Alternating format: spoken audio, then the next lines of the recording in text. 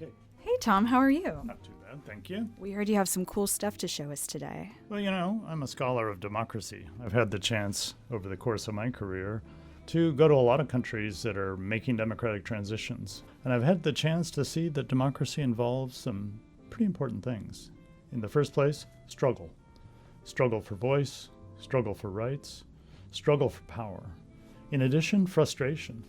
People who are in democratic settings for the first time often end up very frustrated by what democracy produces for them. It's not what they hoped. But then also inspiration. When people throw off the yoke of oppression after decades of terrible repressive rule, it's a very inspiring moment. So I've got some things in my office that reflect all three of those things. Let's start with struggle. In Romania in December 1989, the Romanian people threw off the yoke of oppression. Nicolae Ceausescu, an absolutely terrible leader. They rose up in a very unexpected moment in mass. I was lucky to go there just a month later and get a sense of what that struggle meant for people. And I visited an artist, a sculptor, who had made this massive brass sculpture. And he'd said to me, this reflects the people standing up, the Romanian people standing up for themselves. And the massiveness and heaviness of the bronze reflects the power of the people when it's properly mobilized. I went back about 6 months later, and people were already getting frustrated. Democracy was more complicated than they expected. The standard of living hadn't risen, very dramatically. There's a lot of frustration. I picked up this mug. Unusual mug. It says on it in Romanian, mug for period of transition. But when you look inside, wait a minute, the handle's inside. You got to reach into the hot tea or the hot coffee to get your handle.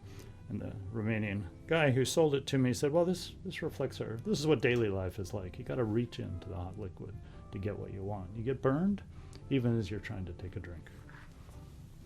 But then there's inspiration. Let me show you something about that.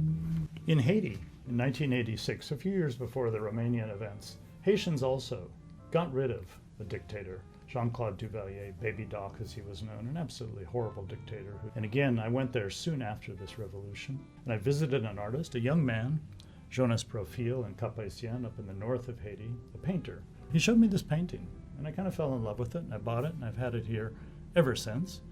And in this painting, there he is, a young man sitting reading a book about art, dreaming about the future. And above him is the light of inspiration. And for the first time, he said in his life, he feels the sense of possibility. Yet at the same time, they're dogs. And he said to me, these are the dogs of hunger, of fear. And he says, they're always around you. You never are free from those, even when you feel the inspiration. So I got this painting, and it's a reminder to me of how inspiring democratic moments can be for people.